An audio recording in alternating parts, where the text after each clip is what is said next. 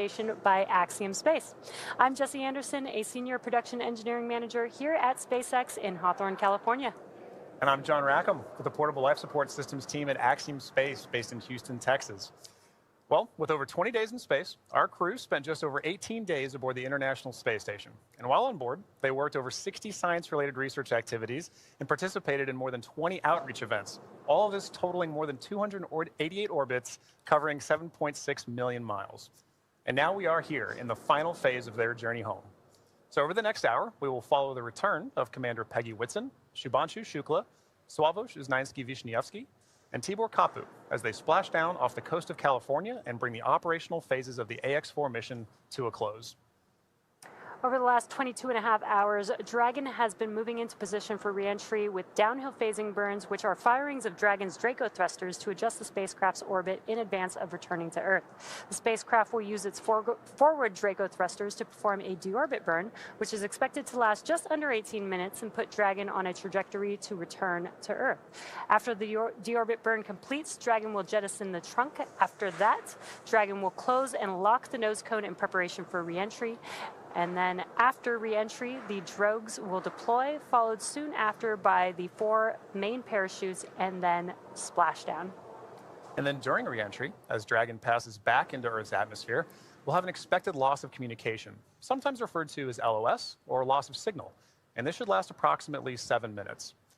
But after we regain communication with Dragon, we'll have a couple minutes before the drogue parachutes that Jesse mentioned earlier deploy. And these are smaller parachutes that are designed to stabilize Dragon and help begin to slow it down.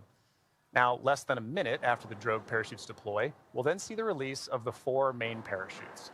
And these are the big orange and white parachutes that further slow down the spacecraft on its return home.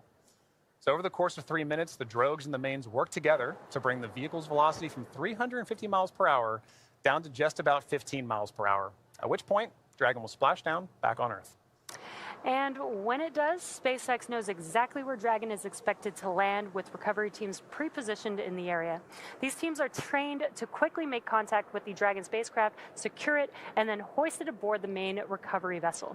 From there, teams will open up the hatch and then help the crew out of Dragon. So coming up next, as we mentioned, is the deorbit burn. This is the last time that the forward Dracos, which are the 4 thrusters located on the top of the vehicle, will ignite. The deorbit burn will place Dragon on a precise trajectory to return to the splashdown zone off the coast of California and last approximately 18 minutes. Yeah, so we have a pretty packed day today, Jesse. Yes. I think other than launch, coming home, crew coming home, it's an incredibly dynamic day. Yes. And that's what we're preparing for today, right? Yeah, exactly. We do have some expected times for each one of these events, but as always, some of the times may move by a few minutes. We do expect the deorbit burn to last about 18 minutes, but it could last as long as 24 minutes if needed for this mission. But as those events happen, we will continue to call them out. Exactly right. And on a dynamic day like today, right, as they say, slow is smooth and smooth is fast. So we're going to have a lot to cover today. But much like launch day, we're excited about getting crew home, and we're excited to see, as they land, what we're going to be covering today. Yeah, exactly. We are just about 3 minutes from the expected start of the deorbit burn, and if you look at the bottom middle of your screen, we have a new clock that will be following along with Dragon as it makes its way down to splashdown, so you can follow along with the timelines for today's mission. Which is pretty exciting, because we know this is an overnight mission for us on the Pacific coast, right? So it's going to be a little hard to see visuals sometimes because it'll be dark outside. Yeah. But understanding when crew's coming home is going to be very important also for the crews on the ground that are going to be working to retrieve them, and we'll be covering that a bit more later as well. Exactly. We are expecting splashdown to be approximately 2:31 a.m. Pacific time. And again, if you're just now joining us, the deorbit burn is expected to start in a couple of minutes, approximately at 1:37 a.m. Pacific time. That's right. And again, if you've been following along with SpaceX and splashdowns, typically we've splashdown off the coast of Florida. Just recently, we have changed this trajectory to splashdown off the coast of California, which I'm really excited about because we are expecting to splash down off the coast of Southern California. Yeah. I'm born and raised San Diego, California, so I'm really excited that Southern California gets to be able to see some of these potentially reentry burns of the Dragon spacecraft. I know. I kind of wish we were outside right now to be able to see that ourselves, and sadly we're not. But and what you could see on your screen is mission control here in Hawthorne, California. This is where the Corps, who speaks with the crew the entire mission all the way through splashdown, is in this room along with all the rest of the responsible engineers monitoring this mission.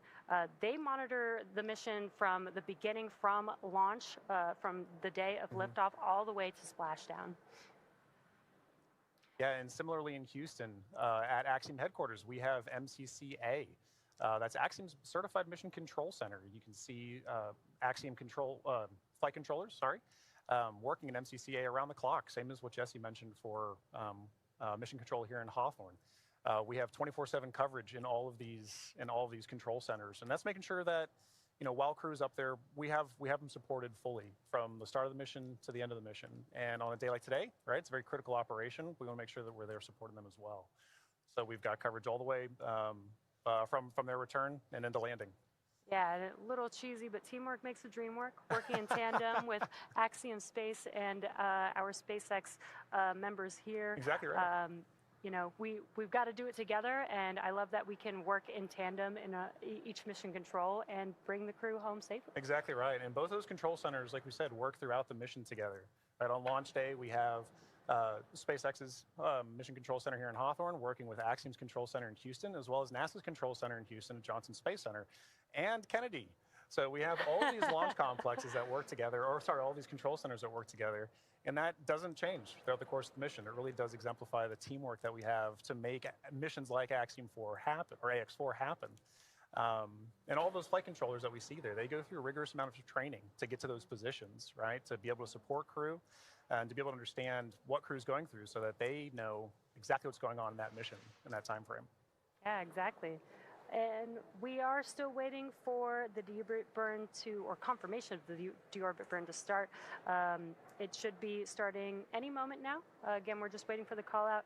We do expect it to last approximately just under 18 minutes for this deorbit burn for this specific mission. That's right. And if you're just tuning in, after that deorbit burn, we'll then proceed into a few more dynamic operations following that. We'll look to be jettisoning the trunk after we do a claw separation, and then from there we'll move into AX-4 happen. And all those flight controllers that we see there, they go through a rigorous amount of training to get to those positions, right? To be able to support crew and to be able to understand what crew's going through so that they know exactly what's going on in that mission in that time frame. Yeah, exactly. And we are still waiting for the deorbit burn or confirmation of the deorbit burn to start.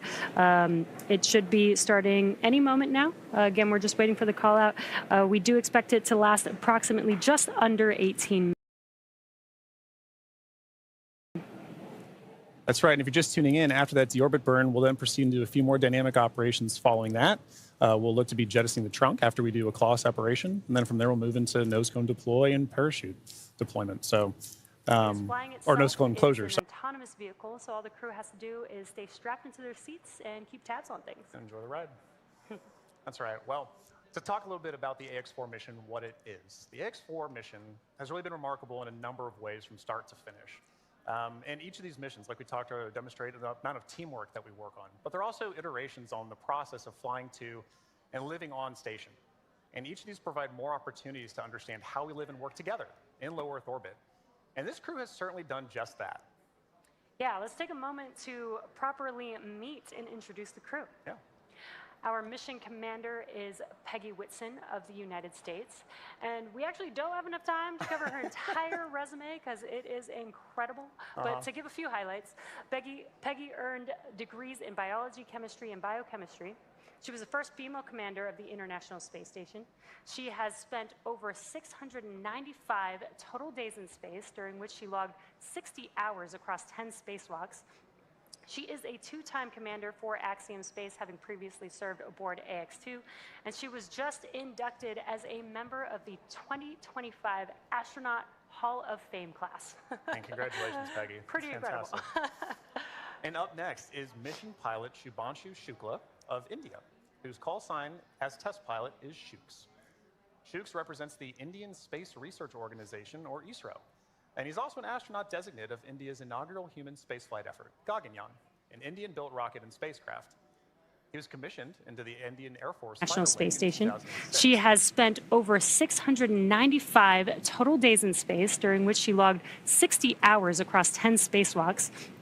She is a two-time commander for Axiom Space, having previously served aboard AX-2, and she was just inducted as a member of the 2025 Astronaut Hall of Fame class. And congratulations, Peggy. Pretty incredible. And up next is mission pilot Shubhanshu Shukla of India, whose call sign as test pilot is Shooks. Shooks represents the Indian Space Research Organization, or ISRO, and he's also an astronaut designate of India's inaugural human spaceflight effort, Gaganyaan, an Indian-built rocket and spacecraft. He was commissioned into the Indian Air Force Fighter Wing in 2006. He then achieved the rank of Group Captain in 2024 and has over 2,000 hours of flight experience aboard aircraft, including the Sukhoi 30 MKI, MiG-29, Jaguar, Hawk, and Antonov On-32. Pretty impressive resume. And our third crew member is mission specialist Sławomir Uznański-Wiśniewski of Poland. He is representing the European Space Agency as a project astronaut coming from the reserve class of 2022, much like Marcus Wand, who served as a mission specialist on AX-3. A scientist by trade, Sławomir has earned his master's degree of science with honors from Łódź University of Technology in 2008, Master of Science from Université de Nantes, and a graduate engineering diploma from Polytech Nantes in the same year. He also spent 2 years as the engineer in charge of the world-famous Large Hadron Collider.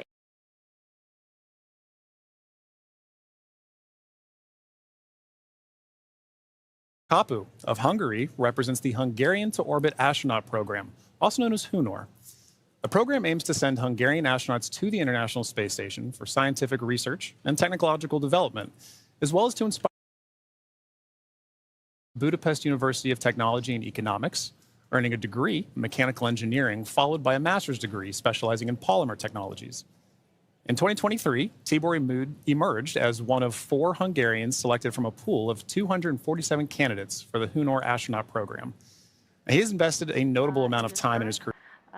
And we are patiently waiting for that burn to conclude. Exactly right. And at the end of that burn, like we mentioned earlier, if you're just now joining us, we'll move into claw separation and trunk jettison before we move into deploy.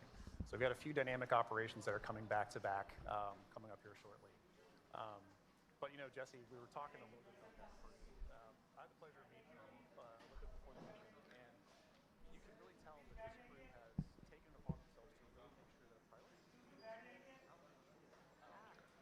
A very good afternoon to everyone present here. I, Dr. Avni Khatkar, scientist, CSIR NPL, warmly welcome you all on behalf of CSIR to this historic live screening of Axiom-4 Splashdown. We have gathered here to witness India's proud son, Group Captain Shubhanshu Shukla, as he returns from the International Space Station along with the crew. And it is indeed a moment of pride, purpose, and patriotism as we gather to witness a historic event.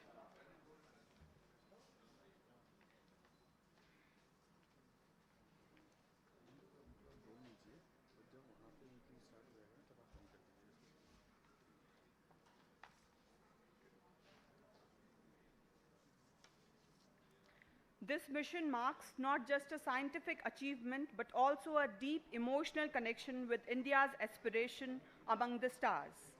और आज हम आज इस गरिमामयी आयोजन में जिनके नेतृत्व और मार्गदर्शन से प्रेरित हैं, वे हमारे बीच उपस्थित हैं, माननीय विज्ञान एवं प्रौद्योगिकी मंत्री doctor Jitendra Singh ji.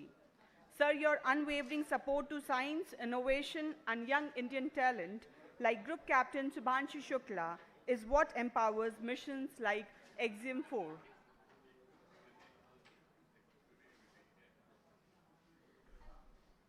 To extend our heartfelt welcome, I request Dr. N. Kalaiselvi ma'am to kindly present a bouquet to Honorable Union Minister of Science and Technology, Dr. Jitendra Singh.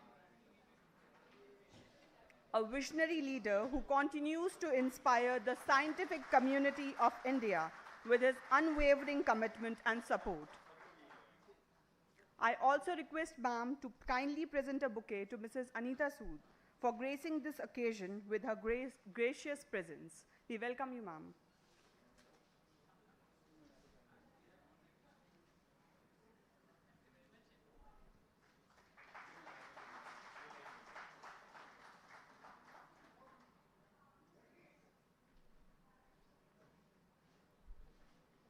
माननीय अतिथियों, वैज्ञानिक समुदाय और सभी दर्शकों, CSIR परिवार की ओर से आप सभी को एक बार फिर से इस ऐतिहासिक पल में हार्दिक स्वागत करती हूँ। यह सिर्फ एक स्प्लैश डाउन नहीं है, यह भारत के आत्मविश्वास, विज्ञान और साहस का प्रतीक है। जैसा कि हमारे माननीय प्रधानमंत्री श्री नरेंद्र मोदी जी ने We're up there is to understand how are we going to keep doing this? How can we keep doing this? So every mission that we work together, we learn from each other. Every mission that this crew goes on, from AX1 up through AX4 now, we all build on the last mission before it. We've been doing it for years, and we're going to continue to be doing this as well. Yeah. So it's really exciting to see them put that emphasis on not just the research, but also the outreach to get the next generation of people to do the next mission. Let's turn our attention to the screen.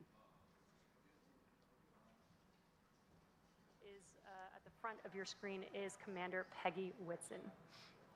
And if you're looking right past Peggy Whitson as well, you can see our pilot Shubhanshu Shukla interacting with Dragon's controls there right now. But as you mentioned, Jesse, Dragon is a fully autonomous vehicle on this way home. So kind of tying back to one of the things you mentioned earlier, being able to see the thrusters firing like that really highlights a good point. When we don't have direct camera feeds like what we just saw, we still get vehicle insight. We still get spacecraft insight. When we talked earlier about what the mission control centers are for, that allows us to get telemetry to that vehicle for ground crews to understand what is the vehicle doing, and allows us to share it with everybody here to get insight to the mission. Yeah, very cool. And it is, I love these live views. Yeah. But it's really hard to believe that it's been 5 years since Dragon radically changed how humanity gets to space. After the space shuttle program ended in 2011, NASA astronauts primarily used the Russian Soyuz spacecraft to travel to and from the International Space Station. From 2011 to 2020, the Soyuz was the only human-capable launch vehicle available, and in December of 2010, Dragon became the first commercially built and operated spacecraft to be recovered successfully from orbit. And that mission, known as COTS-1, was the first demonstration flight for NASA's Commercial Orbital Transportation Services, or COTS program. And the purpose of COTS was to develop and demonstrate commercial sources for cargo resupply of the International Space Station. Now, fun fact, the Dragon that flew on this historic mission is currently actually hanging behind John and I in front of SpaceX Mission Control Hawthorne. And just 10 years later, in May of 2020, Demo 2 launched astronauts from U.S. soil for the first time in nearly a decade. Demo 2 was Dragon's first human spaceflight mission. The spacecraft, named Endeavour, carried NASA astronauts Doug Hurley and Bob Behnken to the International Space Station in the first orbital human spaceflight launch from the United States since the final space shuttle mission in 2011, and the first ever operated by a commercial provider. And I remember that day very well. Yeah. One of the most exciting missions, probably my favorite mission of all time, really. Yeah, and another fun fact about Endeavour too, that was the first mission for AX1. Oh, that was the Dragon they flew on AX1. Exactly. And this is a really cool view. I mentioned the graphic in the bottom right-hand corner, but you could actually see a similar graphic for the crew on board on their displays there. Exactly right. I mean, for crew situational awareness, it's incredibly important, though, even though you may not be commanding the vehicle yourself, even though it may be an autonomous flyer, having the insight to your vehicle systems is incredibly important for all crew members, let alone the pilot and the commander. So our commander, Peggy Whitson, and our pilot, Shubhanshu Shukla, are maintaining close situational awareness on the vehicle systems there, like we saw a minute ago, being able to watch thruster firings, understand where they are kind of on their mission home. Yeah, and they are sitting inside of Dragon. They're strapped into their seats, so they can't really see what's going on the outside, but they can hear the sound of the thrusters firing. It may sound a little bit different to them than here on Earth, but it also helps them, as they're monitoring, helps them understand what's happening, what those sounds mean. So again, that they have the full awareness of everything that's happening with the spacecraft. Exactly. Now, alongside the NASA missions, Dragon has also flown several private missions to orbit. In September of 2021, on the Inspiration-4 mission, Dragon became the first private spacecraft to take an all-civilian crew to orbit. And the following year, Dragon flew Axiom Mission 1, the first all-private astronaut mission to the International Space Station in collaboration with Axiom Space. Now, the first of now 4 flights together with Axiom Space to take commercial crews from around the world to the International Space Station. In September of 2024, the Polaris Dawn mission delivered the first commercial spacewalk. And most recently in March, Dragon supported the From-2 and NASA Crew 10 missions. Ax-4 is Dragon's second human spaceflight mission to splashdown off the coast of California after From-2 returned Dragon recovery operations to the West Coast just this past April. And from that first crew mission in May of 2020 to Axiom-4 today, Dragon has supported 18 human spaceflight missions and flown 70 crew members representing 20 countries. Overall, Dragon has flown 53 missions, carrying over 300,000 pounds of cargo to space. In the history of human spaceflight, fewer than 700 people have ever been to orbit. At SpaceX, we want to help create a future where not just hundreds of people, but thousands and ultimately millions of people can travel off Earth to live and work in space and on other planets. Yeah, you know, Jesse, you mentioned basically all that lineage of the Dragon spacecraft, and it's sometimes easy to get lost in the numbers. But it really does highlight how we've built, the same as what we were talking earlier for building on missions, right? We built to get where we are as a space industry with the Dragon flying, and it's allowed us to provide missions like X1 up through X4 together, like you mentioned, but collaboratively. And each of us, it allows each of us to play a role in these missions supporting. And so I always really love the teamwork aspect of this commercial spaceflight endeavor, and I think what you just mentioned there really highlights that. Yeah, and just the exponential growth. It's only been 5 years since SpaceX has been a part of this in history, and it's really cool to see how much we've been able to do. Exactly. And we are about 30 seconds or so away from the expected ending of the deorbit burn, so we should be potentially hearing that call out, but if we don't hear the call out on the nets, we will confirm when that deorbit burn is complete. Exactly. And like we mentioned earlier, while we're waiting on those calls, we're still able to view some of the telemetry and insight to the vehicle that we have too. So once we kind of get some awareness that the vehicle is done doing its deorbit burn, we should shortly hear a call after that. But at that point, it's a good reminder that those calls, the telemetry, it serves as an operational synchronization point for all of us to kind of say, a major dynamic operation has just happened. Now, how are we going to regain the situational awareness to say, okay, everybody's back on the same page so we can continue executing all of the flight procedures that we have. So. Yeah, exactly. And we are awaiting the conclusion of the deorbit burn. And again, after that deorbit burn ends, we'll move into claw separation, trunk separation, or chunk jettison rather. And then we'll move into nose cone closure for the rest of the mission. Yeah. We are just in the beginning of the multiple dynamic events that we have left to bring the Ax-4 crew safely back home to planet Earth. Exactly. And we do have our recovery ship Shannon waiting patiently in the Pacific Ocean. We do have a targeted splashdown zone, so the crew aboard the recovery vessel is there waiting, and once they splash down into the water, we'll send a couple fast boats, and then the recovery ship vessel Shannon will meet the crew, lift the Dragon spacecraft on board to the ship, help the crew get out of Dragon, and then they'll eventually do some medical checks, make sure that they're all good. Exactly right. Board a helicopter and take them back to land. Exactly right. I mean, like that is still a part of the very dynamic operations, and SpaceX and Axiom are both providing crew on the ground to provide in that work. So we have the retrieval of the crew and our Axiom. Dragon, SpaceX, deorbit burn complete and performance nominal. Trunk separation initiated. Awesome. Great news. We heard that call out. We heard that call out that the deorbit burn has completed, which is great news. We're moving on to the next events. So at the moment, Dragon is doing a couple of things autonomously. It's isolating the thermal control system fluid loops from the radiator. This system is what will help keep the internal temperature of Dragon temperate for our crew during reentry, as it does heat up a little bit on the outside of the vehicle. Next up, we are waiting for the claw to separate. The claw connects the trunk to the spacecraft, delivers power, telemetry, and fluids, and claw sep is the first step in trunk separation.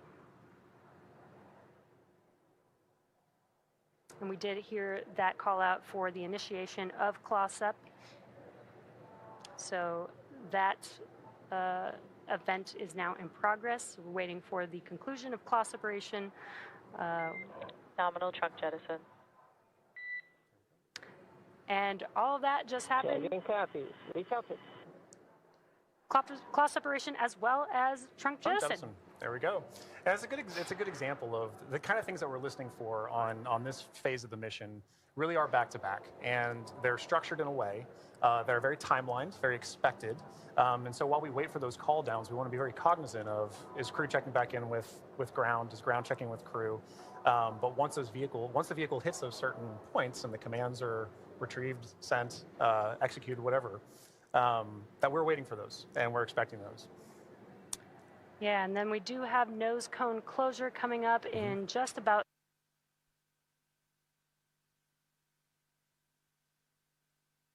All that just happened. Copy. Recopy. Claw separation as well as trunk jettison. There we go. And it's a good example of the kind of things that we're listening for. Complete the deorbit burn, ensuring it's safe to latch the nose cone shut for reentry. Also, the vehicle has initiated the nitrox suit purge. This will help keep the crew cool and comfortable during reentry, and which again is coming up in a few minutes. That nose cone closure in just about a couple minutes. Now, at this point, the nose cone is preparing for closure. That's right. Yeah.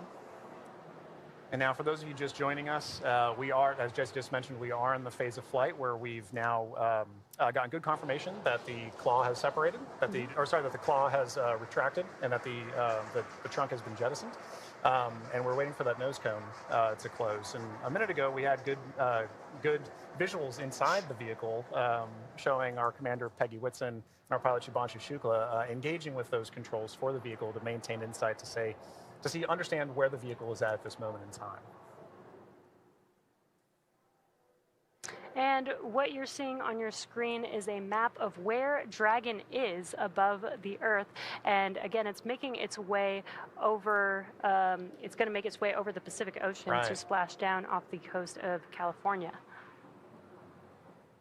And you can actually see how close it is passing by the International Space Station there, which is pretty cool. Yeah. Again, it's amazing being able to actually maintain the kind of awareness we have on this, right? As you know, last night when we were tracking undocking, kind of understanding where Dragon is relative to station with regards to things like the keep out sphere. It can be easy on a day like Splashdown when we're not talking about from undocking from the space station, to still be able to maintain awareness of where we are relative to it. I think in our orbit is fascinating.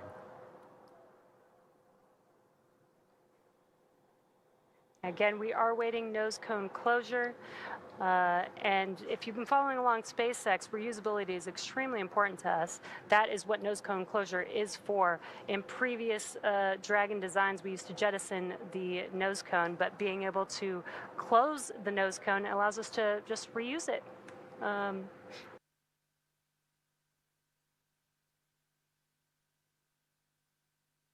We actually don't necessarily need it on the re-entry, but it does protect the forward of the Dragon spacecraft during ascent, during launch, basically. That's right. Yeah, and being able to reuse that, I think, is an incredibly important aspect from it. And you say, what can I do next with it? And so being able to now close your nose cone and keep the vehicle for next time is pretty important. Makes reusability and preparing for the next mission very easy. Exactly. But you're right. Now, once we're closing that nose cone, we have to make sure that there's no more Draco firings that are happening, because once those Draco firings are done, we can then safely close the nose cone and prepare it for re-entry. Again, we are waiting for nose cone closure, and it is expected to be fully closed any moment now, so we are just waiting for that confirmation.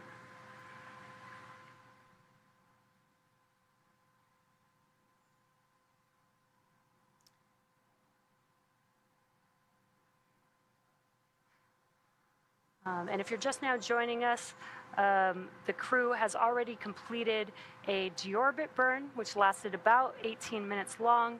We had claw separation and jettison of the trunk, and nose cone closure is now in progress. Again, we're waiting for that nose cone to fully close, and then we'll begin to reorient the vehicle as it's lining up with its landing zone and prepare for re-entry through the Earth's atmosphere. That's right, and that landing zone for today is in the Pacific Ocean. In previous Axiom missions, we've gone to the Atlantic, but for this mission, we'll be splashing off the coast of Southern California. And at that point, once crew has landed has splashed down rather, sorry, we'll be dispatching crews out to the crew to retrieve them, pull them aboard Shannon, our SpaceX's retrieval vessel, and at that time, ground crews will also be assessing crew, making sure they're okay, and Axiom Space personnel will also be providing support to the crew as we pull them back on board. Yeah, and what you saw on that graphic is we do have a few different splashdown zones today. We are expected to splash down off the coast of San Diego today. And there you can see the trajectory that Dragon is going to be making as it makes its way to that splashdown zone. That's right. So if you're in Southern California, you should get some pretty good views. We won't have any here today. We're inside. But we will be following along closely, obviously. Once those parachutes deploy, we get good visual confirmations of crew. It's important to note that the ground crews will know exactly where Dragon is landing, or splashing down, rather. And at that point, we'll be able to go out and retrieve them. But prior to that, you should get a pretty good view of Dragon coming in. Yeah, I think it's a pretty cool view. I've seen the videos, haven't seen it in person just yet. Hopefully one day I'll get to see re-entry of a crew. But if you're in Southern California and you go outside in about 15 minutes or so, you might be able to see it. That's right.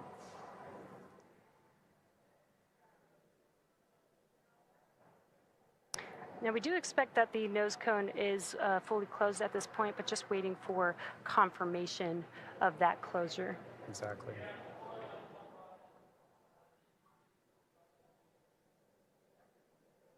Again, the nose cone helps protect the forward bulkhead thrusters and just the forward section of the Dragon spacecraft during ascent. And closing the nose cone, again, just helps with recovery.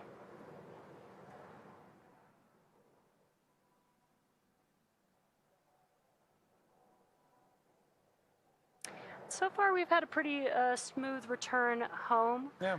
The crew undocked from the International Space Station yesterday at 4:15 a.m. Pacific time. They spent 22.5 hours coasting, doing a few more orbits in space before they come back down to planet Earth. And we're just under 30 minutes from them splashing down. And again, we have this new clock on your screen, in the middle of your screen, where you see that countdown to splashdown, which I love, because now you can see there's about 26 minutes before we expect them to splash down in the Pacific Ocean off the coast of San Diego today. Yeah, I think having the countdown really helps bring home that they're almost here. It is time for the AX-4 mission to come to a close, but this is just the dynamic phase of the missions that's coming to a close. There's so Dragon, SpaceX, nose cone secured for entry. Dragon copy. Nose cone secured. And great call out there. Yep. The nose cone is now fully closed, ready Excellent for reentry. confirmation. And what you're seeing on your screen is the core, the crew operations and resources engineer. That's who was talking with the AX-4 crew just now. Right. Now, once it's time for our crew to splash down back on planet Earth, they'll be heading to one of several targeted sites supported by SpaceX. Until recently, Dragon recoveries primarily occurred off the coast of Florida. This year, SpaceX moved Dragon recovery operations off the coast of California to allow Dragon to complete its deorbit before safely jettisoning the trunk over the Pacific Ocean. AX-4 will be SpaceX's second crew mission to splash down in one of the new locations. Prom 2 was the first in April earlier this year. The new splashdown locations are near Los Angeles, Oceanside, and San Diego. And spreading the supported sites across multiple locations helps maximize the return opportunities for this mission and future crews, lowering the chance that we'll have to wave off due to bad weather. So our fully equipped recovery vessel Shannon is stationed in Long Beach, California, and is currently standing by to support splashdown today. That's right, and like you said earlier, we'll be expecting to have that splashdown right off the coast of San Diego, as you can see on your graphic there. So we take into account many different variables, including what landing sites have favorable weather. And SpaceX teams have selected the primary landing site, as we just mentioned, as San Diego. Now, there are a number of weather-related items that play into splashdown and recovery operations. Some of the more obvious factors that impact operations are rain or chance of lightning in the recovery zone, both for the safety of the crew inside, obviously, but also for the recovery teams, as we've discussed, on the water. So we're looking for wind speeds that are less than 15 feet per second, or about 10 miles per hour, and relatively calm seas so that we can safely execute recovery operations. And these recovery operations include a lot, right? It's landing a helicopter on the recovery ship to fly our crew back to shore, but it's also pulling the Dragon spacecraft into Shannon, the recovery vehicle. Yeah, and as we've been mentioning, there are a number of variables and criteria that come into play, and they all help ensure safety of both the crew and the recovery teams.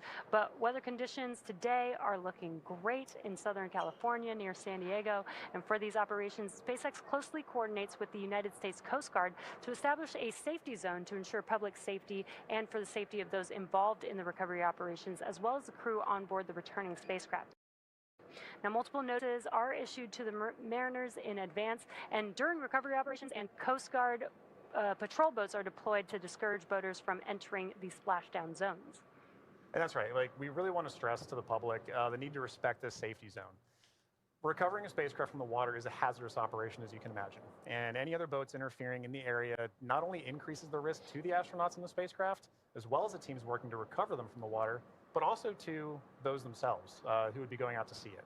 So for the safety of the crew, as well as your own safety, we recommend you sit back from home, watch and follow along the action from your TV, as the teams who have trained extensively do this. For final entry briefing, report when ready to copy.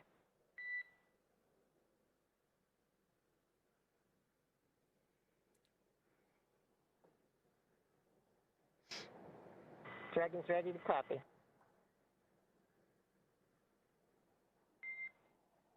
Dragon, I have no deltas to the previously briefed times. The vehicle is healthy, weather is still looking good, and recovery forces are on site. Predicted COM blackout starting at 0918 Zulu and ending at 0925 Zulu. How copy?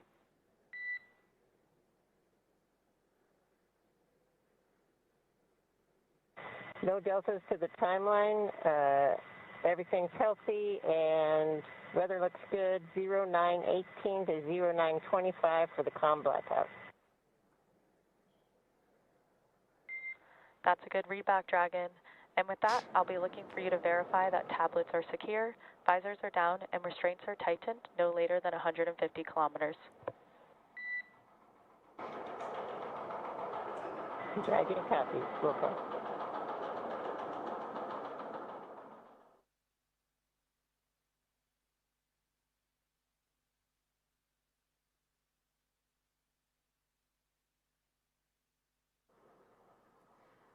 And we just had some great comms between the core and the crew. It sounds like everything is a go for splashdown. We are expecting the blackout period to begin at 2:18 a.m. Pacific time. That lasts about 6 minutes, completely expected. We will lose comms with the spacecraft as the vehicle heats up with plasma around it, but we do expect them to pass through that in about 6 minutes and regain comms after that. So really exciting, about 21 minutes away from Splashdown.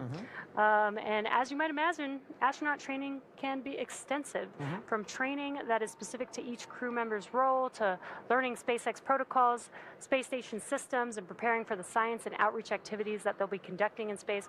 Private astronaut training is rigorous. In addition to the training in the field like they do through NOLS, or N-O-L-S, the Axiom-4 crew spent about 35 days training inside of Dragon. Now, to prepare them for flight, our teams at SpaceX spent the last several months teaching the crew about orbital mechanics and how to live in microgravity. While this was more of a review for Peggy Whitson, for the rest of the crew, this was their first time flying on Dragon. The training program includes nearly 100 different lessons covering all aspects of the flight. The crew spent time inside of our Dragon training spacecraft to run simulations of ascent, the International Space Station rendezvous, and re-entry.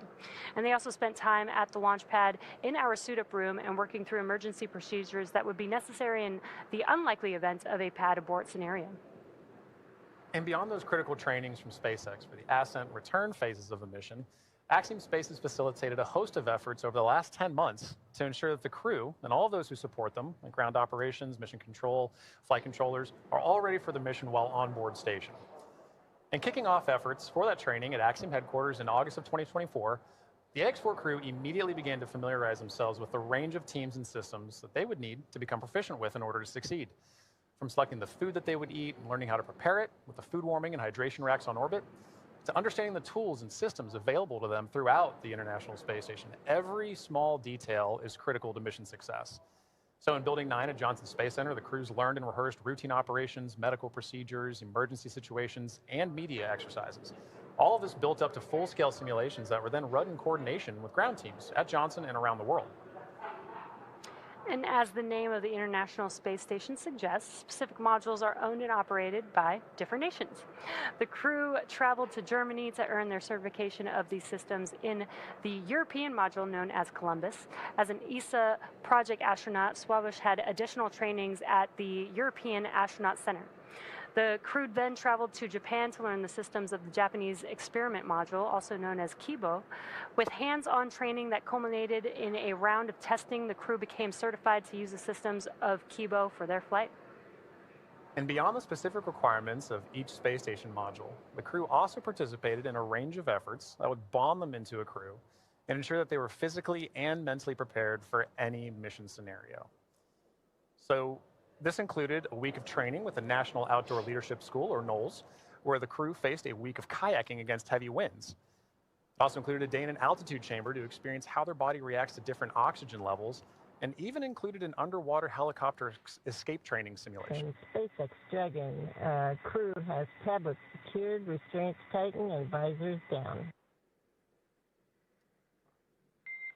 SpaceX copies. Crew are configured for entry. 5 minutes until predicted comm blackout. We'll see you on the other side at 0925 Zulu. Copy 09250 on the other side of the blackout. Okay, and good comms there from crew that they are ready and configured for their return time. And you know, an aspect of that is to wrap up our discussion about training. That's a major training point for crew, understanding how their return phase is going to look so that they know, let's go ahead and call ground and let them know that we're ready for maintaining it. So training really is at the heart of any successful mission. You plan, you train, you fly in that order. Yeah, exactly. Training prepares every astronaut, even those very experienced like Peggy Whitson, and she also did retraining with the AX4 crew. It's important for the crew to train together. But this prepares them for any phase, any potential scenario in their mission. Exactly right. You know, and missions like this are important milestones for everyone involved, from the crew members who fly to those that they represent, to the host of scientists and engineers around the world who have an opportunity for their research or their technology to be tested in microgravity. Everyone learns from these missions. And for Axiom Space, this is at the heart of why we do these missions. We're building opportunities for others to advance what is possible and expand what is known. And we want to enable every human everywhere to take part in this. Now, after a beautiful launch on June 25th, the AX4 crew docked with the International Space Station a little over a day later, opening the hatch and greeting the Expedition 73 crew on June 26th. The crew shared some good words in a welcoming ceremony and an astronaut pinning that we don't have there, but did happen, before quickly getting to work on their extensive itinerary. Each crew member brought with them a host of research, technology demonstrations, and outreach objectives, ranging from human physiology to space radiation impact studies, and even some gardening while they were up there. So this crew maintained a very full timeline, but they prepared for this, part of their training. Each crew member wanted to ensure that every minute of this mission was utilized and that all of their objectives were hit. So Peggy, Shooks, Suave, and Tibor were ready to work with their time on board. Over the course of 18 days on board the station, they accomplished over 60 research activities, as well as more than 20 outreach events. But as their time on station came to a close, the AX-4 crew participated in a brief farewell ceremony where they said their goodbyes to the Expedition 73 crew. And now for more details on the incredible work performed by this crew on orbit, check out axiomspace.com to see more. Yeah, I love that this crew did so much outreach.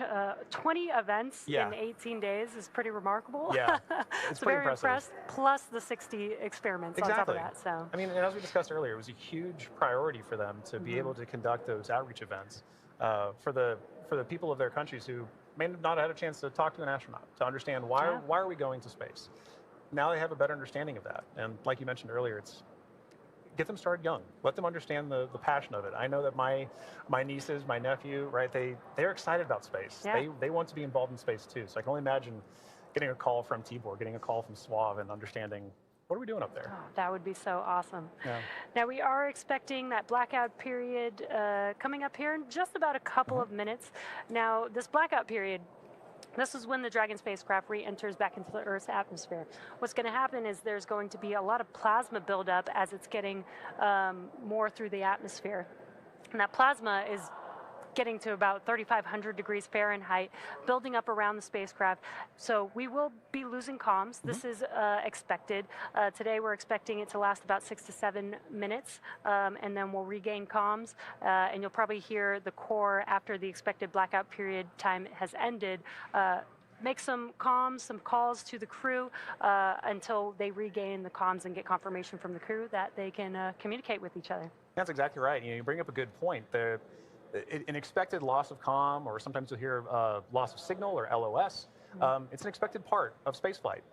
It is planned for, they are predictable, and mission operators or flight controllers work through that to understand when are we going to be able to have and maintain communications with the vehicle, communications with crew, and that can happen at any time during the spaceflight. So for this 5 minutes, right, based on the physics you discussed of the vehicle heating up, you know it's going to happen, and ground crews can predict for that and work around it.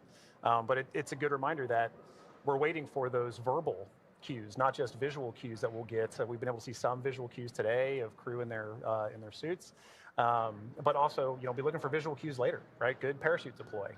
We're also listening though for good verbal cues. So we heard this a minute ago. Commander Peggy Whitson was calling down saying that crew is in a good configuration for us to go into this period of no comms. Yeah, and we do expect that blackout period has probably begun at this point. That's and right. Speaking of visual cues, I've had the opportunity to talk to some of the astronauts that have flown on our Dragon spacecraft, and they've said it's kind of one of the most spectacular sights they've seen. Really? With different, they said it looks like sparks outside of the window, but with multiple different colors, multiple different looks of what that plasma heating up around the vehicle looks like. So they should be experiencing that right now. The AX-4 crew still inside of the Dragon spacecraft. Again, this blackout period will last approximately 6 to 7 minutes. And again, we won't hear any comms throughout this period until the expected blackout time is complete, and then we'll start hearing comms from the core calling out to the crew. That's right. As we begin the second half of entry, Dragon is now beginning to flush nitrox into the cabin and continuing to top off the AX-4 crew's suits with cool air. Again, this is what will allow the cabin temperature to remain comfortable while, as I mentioned, the external temperatures reach 3,500 degrees Fahrenheit.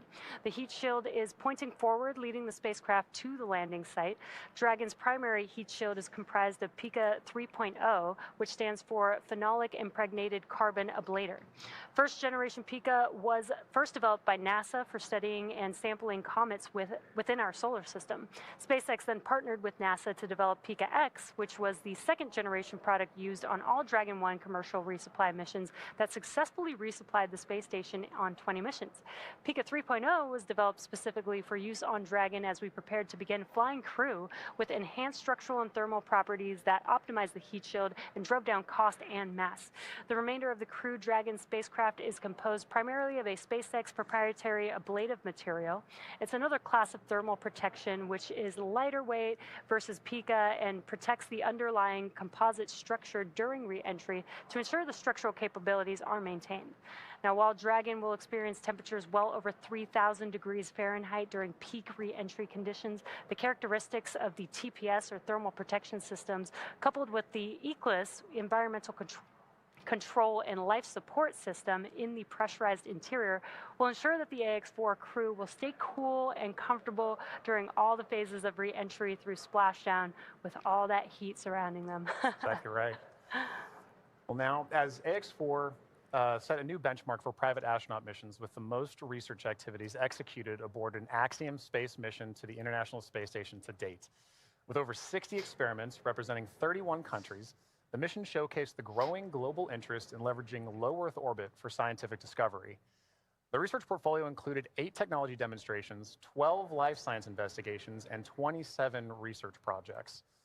And this research spanned a wide range of disciplines, from cancer biology to regenerative medicine, to even artificial intelligence, agriculture, and materials science. And this further demonstrates how low Earth orbit is a platform for innovation. Now, many of these studies were designed to address challenges both in space and on Earth, such as improving disease modeling, enhancing food security, and developing smarter autonomous systems.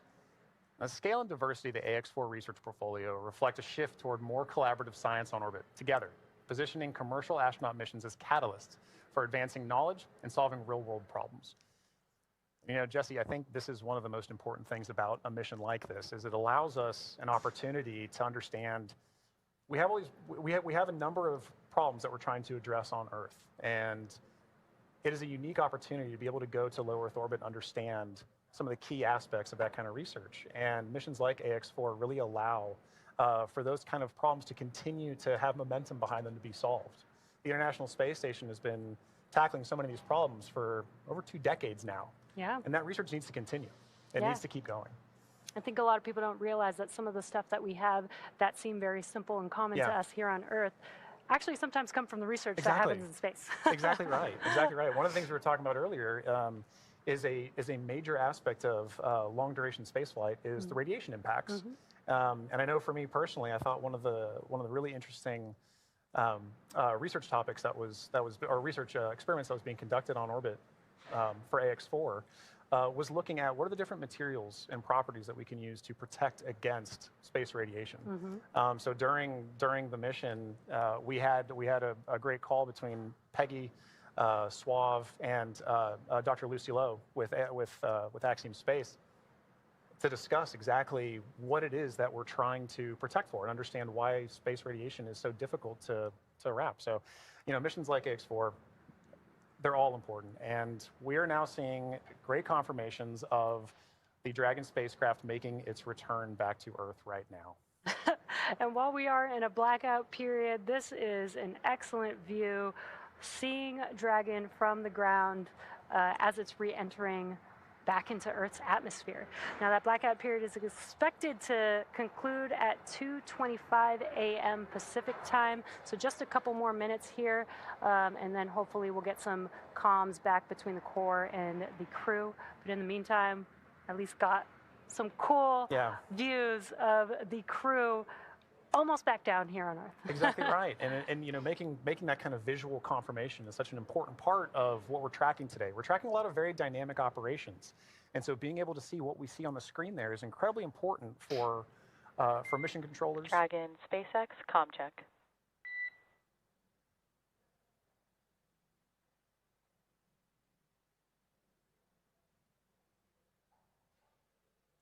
Again, we may not hear the crew until they do get those comms back, that acquisition of signal. Dragon, SpaceX, comm check.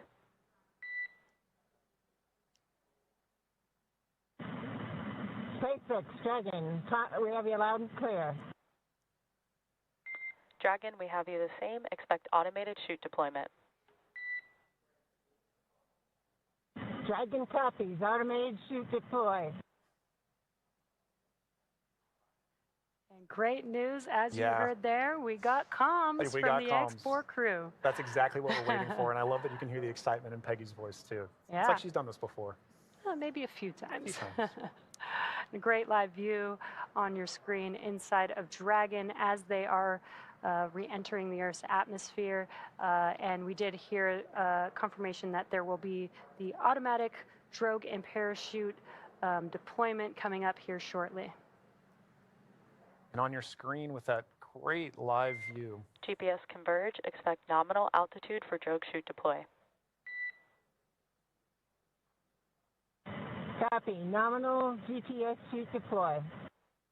Now we're going to hear a lot of comms back and forth throughout these last 5 minutes here as the Corps will be calling out their altitude as they're making their way down, as well as when the drogue parachutes deploy and the main parachutes deploy.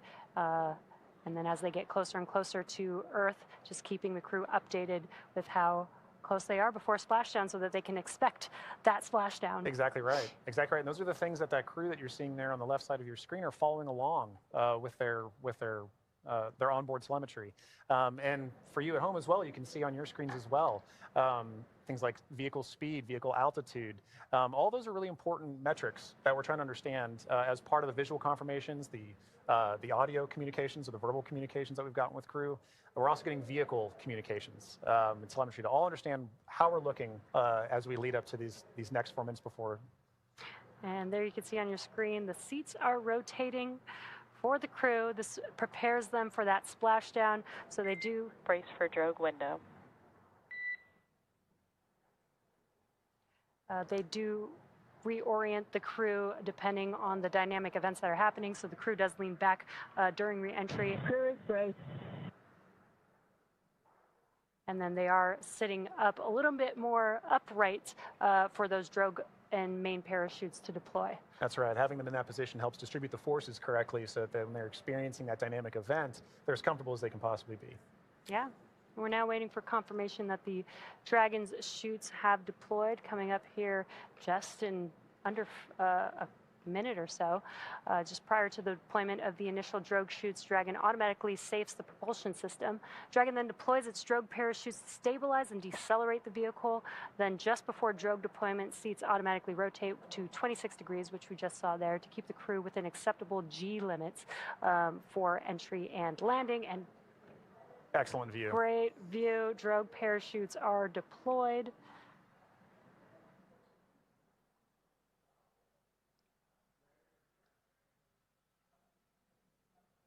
View looking forward. Drogue descent rate nominal. Descent rate nominal, copy. Again, we're going to hear a lot of comms throughout this next 3 minutes here. This is looking forward on the Dragon spacecraft up at the chutes. The drogue parachutes are fully deployed now, so we do expect those main parachutes to deploy here shortly.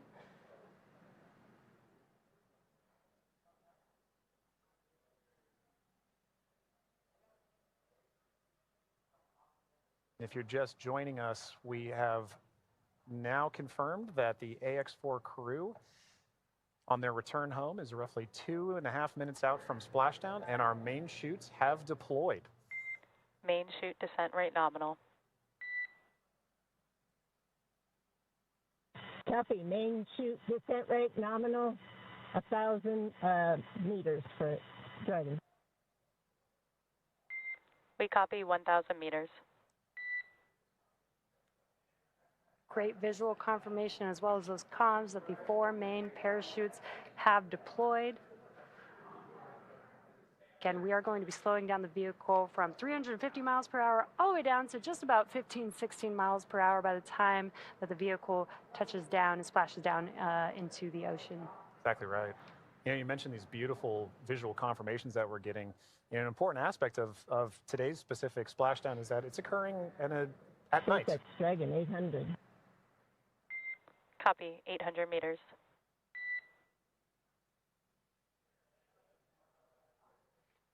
Commander Peggy Whitson confirming the spacecraft's altitude as it's making its descent into the Pacific Ocean just off the coast of San Diego in Southern California. Yes, love that it's coming off the coast of my hometown. 600 meters. 600 meters. And at 600 meters, we're just under a minute before that expected splashdown. The landing in water is a lot simpler and more reliable. Provides a little bit of margin against unlikely parachute issues. We did have to learn how to make Dragon waterproof as we are splashing down into the ocean. But SpaceX copies 400 meters. Reminder to brace for splashdown.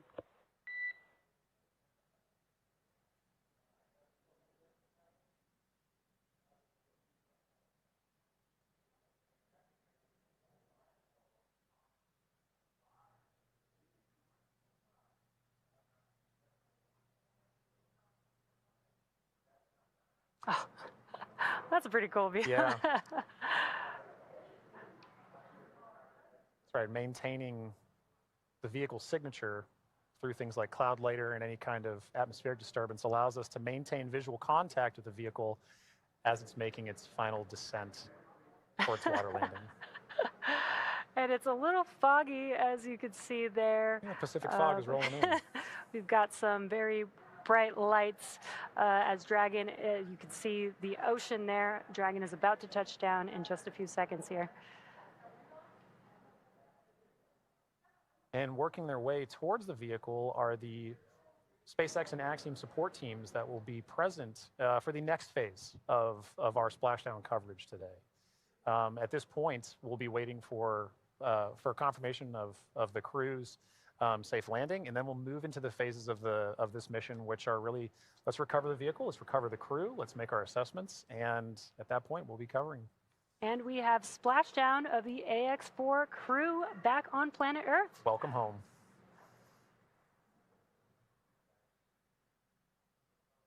SpaceX guiding splashdown. We are in stable 1. SpaceX copies splashdown and stable 1.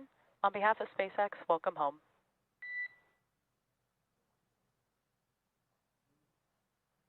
And thanks for the great ride and the safe trip, and Grace is happy to be back. We are happy to have you back home safely as well.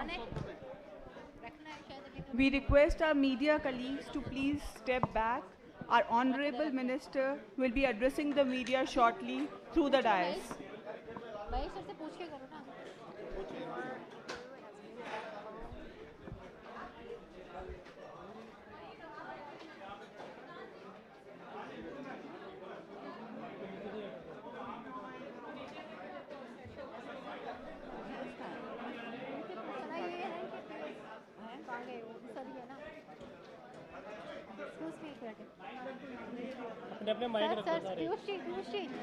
Live streaming stop कर दो ना।